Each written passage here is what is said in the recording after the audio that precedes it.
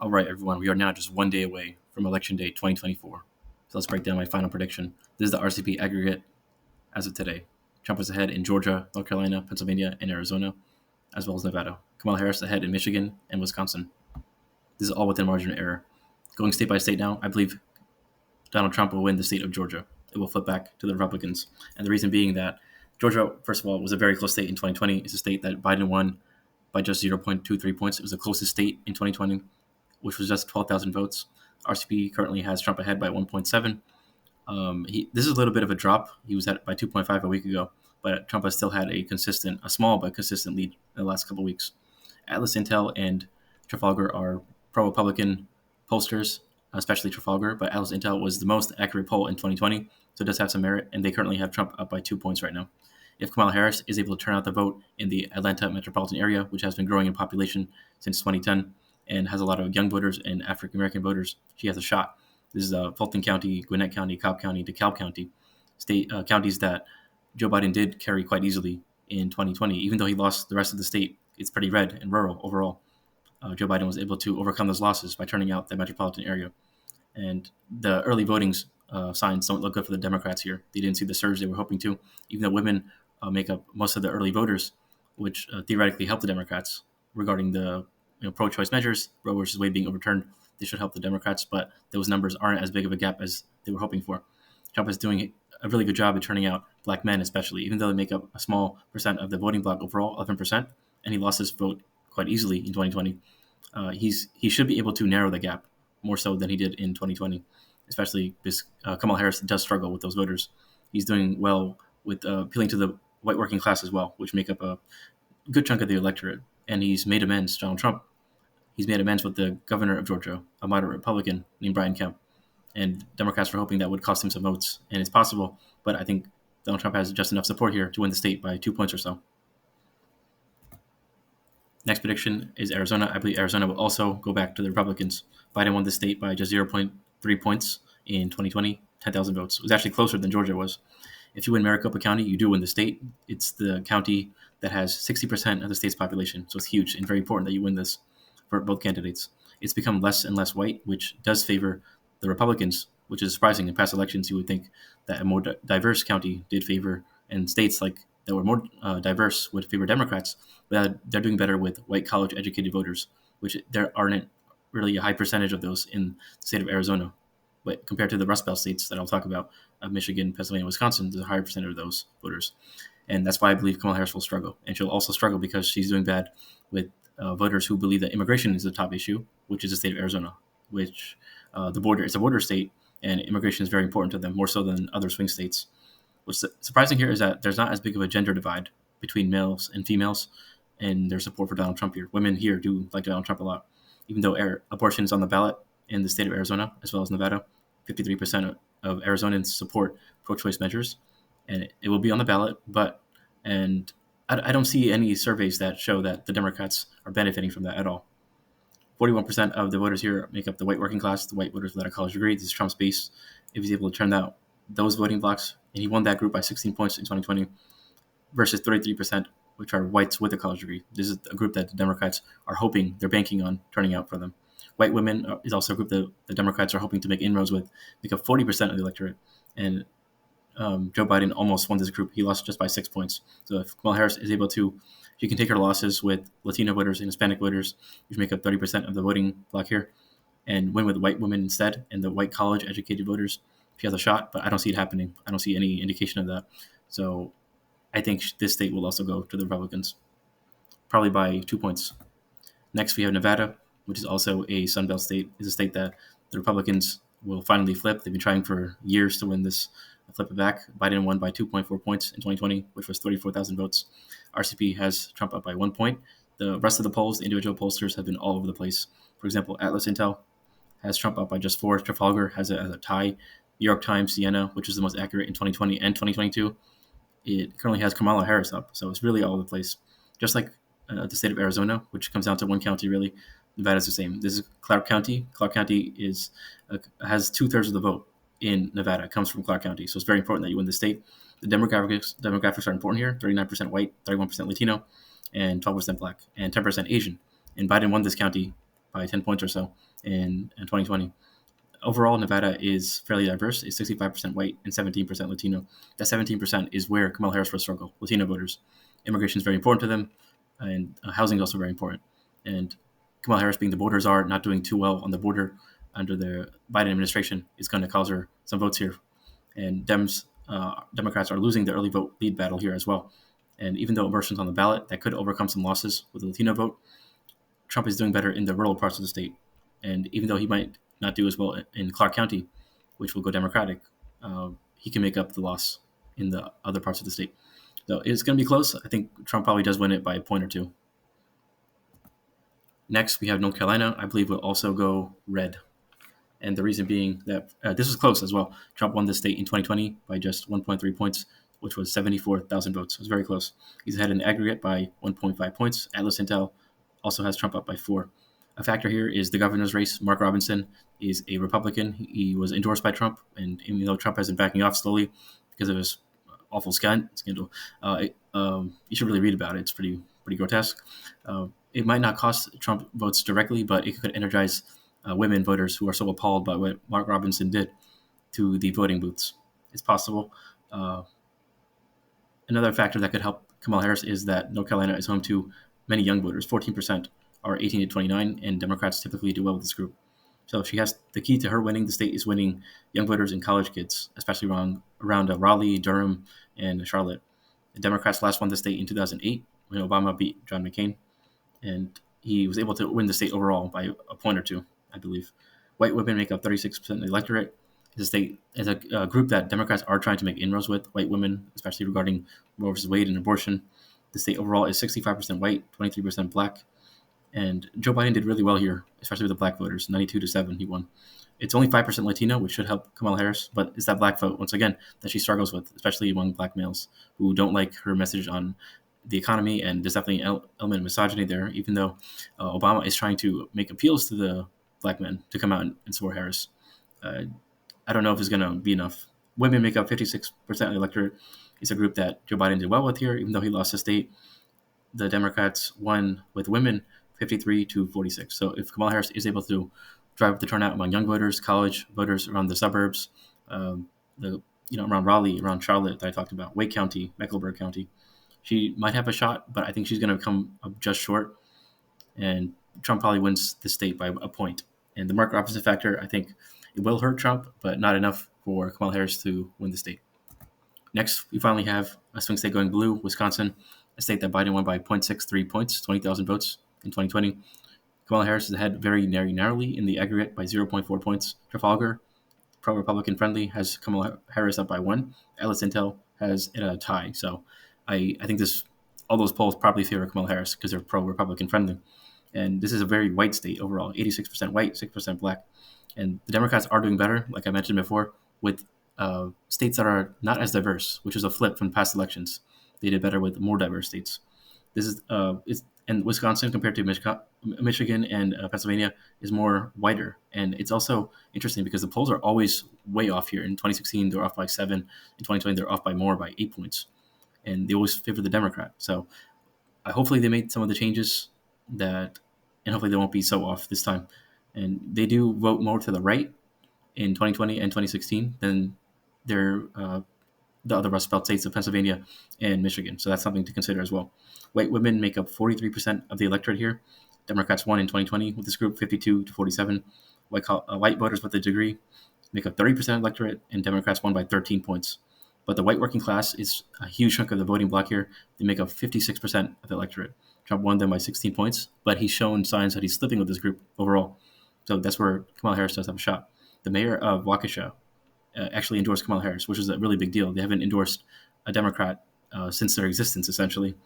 There's 9,000 Nikki Haley voters in the primary that supported Nikki Haley and did not vote for Donald Trump in the primary after she dropped out. They did vote for Nikki Haley after she dropped out. So that tells me that there are some Republicans that are so angry with Donald Trump that they can't stomach voting for him. And Kamala Harris has been doing really a good job at courting those voters. And whether or not they turn out to vote for her remains to be seen.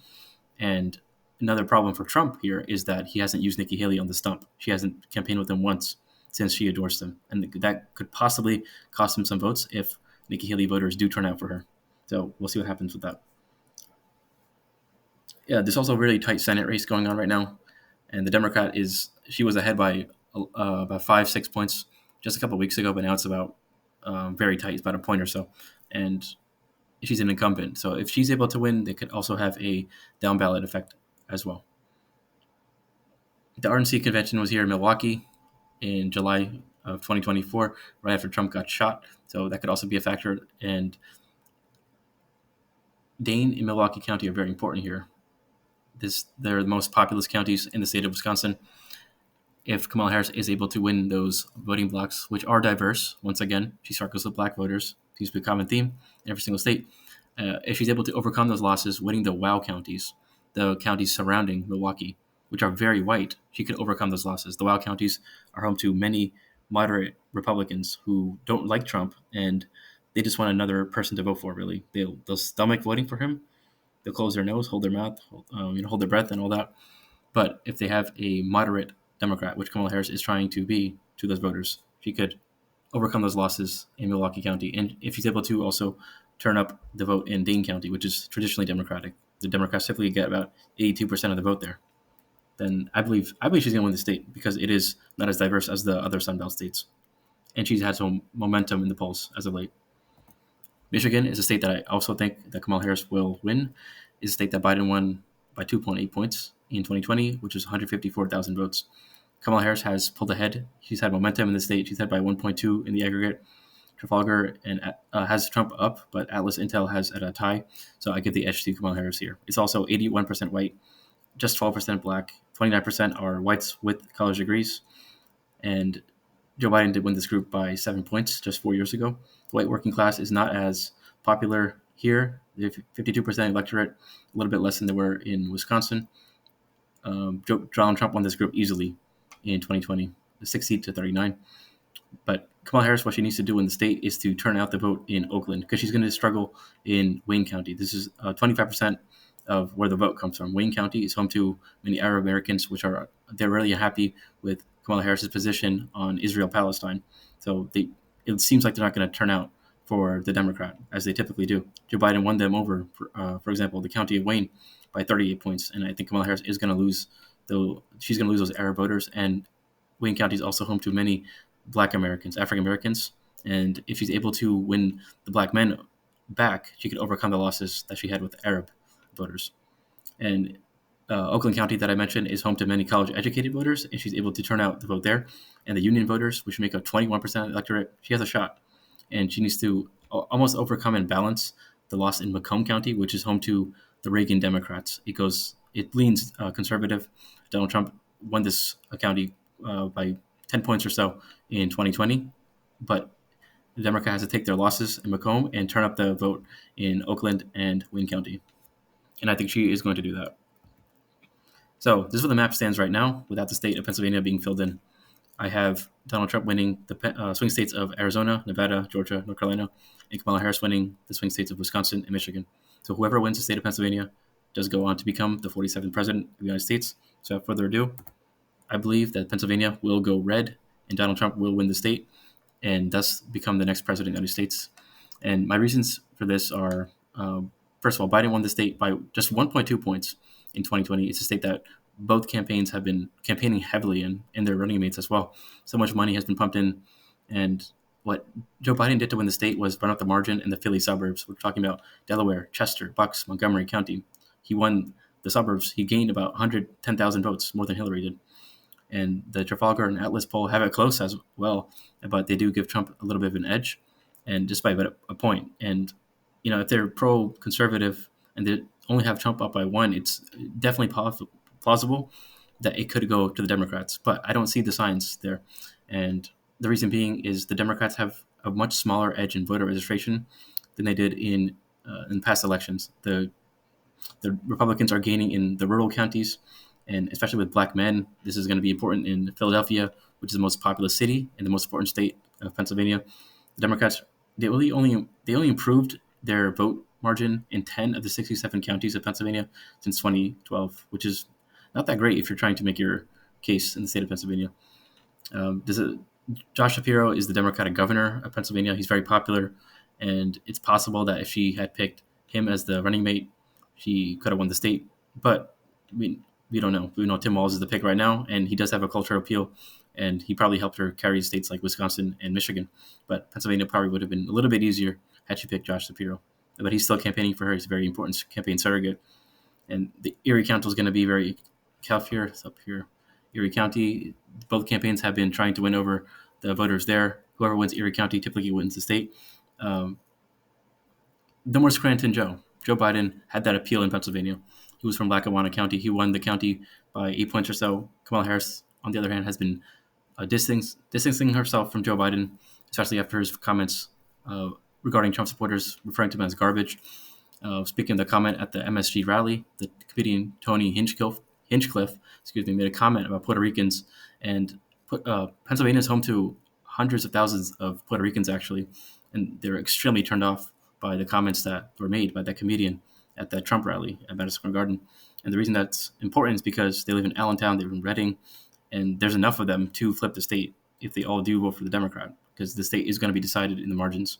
It was only less than 100,000 votes in 2020. So it's certainly possible if Trump is able to turn out black men, which it appears like he is making inroads with them.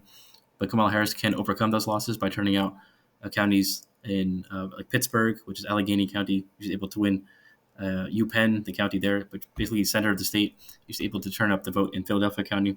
I think she's going to just come up short and thus cost her the state. And yeah, that will be the presidency right there for Donald Trump, 287 to 251. A couple things to be said as we wrap this up, this election, which is very drawn out, very, very hectic. Kamala Harris's approval ratings are -2. Trump is -7. So they almost cancel each other out, even though she is more popular than Donald Trump. And she did peak after the convention. She was in the positives. Now she's back in the negative, -2. Fortunately for Kamala Harris, she's not able to shake off the negativity that Joe Biden has. He's the current president right now. He has low approval ratings. But the polls are on average up by 3 to 4 points. And they underestimated Democrats in the 2022 midterms. That was the whole blue wave after the Dobbs decision that overturned abortion. The reason why Democrats did so well, especially in Pennsylvania, actually, it was a surprise to many. There was no red wave. It was definitely a victory for the Democrats. But they did lose voters in the midterms I'm talking about. They did lose black men and Latino men, which is a bellwether for what's, I believe, will happen in the 2024 election as well. So it's possible the polls are underestimating the Democrats as well. We had an Iowa poll, Des Moines Register, Seltzer poll, which is typically goes against the grain, and it showed Kamala Harris up by 3. So it's possible that Kamala Harris is doing better in the Midwestern states than we originally thought. But I don't know if it's an outlier or not, but it's definitely not a good sign for the Trump campaign if she's doing well in that one poll, because it has been accurate in the past. In 2012, even with Trump, the polls, when they underestimated Trump, that one poll, the Des Moines Register, had Trump ahead. So it means something, but we'll see on election day tomorrow how that works out. The gender gap in the early vote has been huge. 53% of the early voters nationally have been women, and 44% for men, so +9 for women. And if you look at the polls in all the states nationally, again, Trump is ahead with men by 18 points. Kamala Harris is ahead with women by 16. If you look at likely voters, it's almost flipped. So +9 for men for Trump, +11 for women for Kamala Harris. So it's every poll has a different answer, and there's definitely going to be a wide gender gap. Women are going to come out to vote for Harris. Men are coming out to vote for Donald Trump. What Donald Trump is relying on is low propensity voters coming out to vote for him in the swing states, voters that don't typically vote. These are black men that I've been talking about a lot in my video. They don't typically vote. They do answer these surveys, and they'll be vocal about it there, but will they actually turn out to vote? Young men, for example, don't necessarily come out to vote. Latino voters don't necessarily come out. And whereas Kamala Harris is banking on the older voters, college-educated women, especially in the suburbs, she's relying on them, the high propensity voters. So if they come out to vote, it's highly possible that Kamala Harris can win. But this is my final prediction. I really don't know. I have a very low certainty. My confidence level is very low about this. I could easily see Kamala Harris winning something like North Carolina. It's the suburbs, the college-educated vote, and also Nevada as well. I think it's going to be really close. And that would get her the victory as well. But I don't think she'll be able to do that. I think this isn't the final map I'm going to go with. 287 for Donald Trump, 251 for Kamala Harris. Please let me know what you think in the comments, and I'll try to get back to you. And I'll make another video after the election, after all the votes are tallied up, and try to go over things where I may have overlooked. And thanks for watching, everyone. Get out and vote.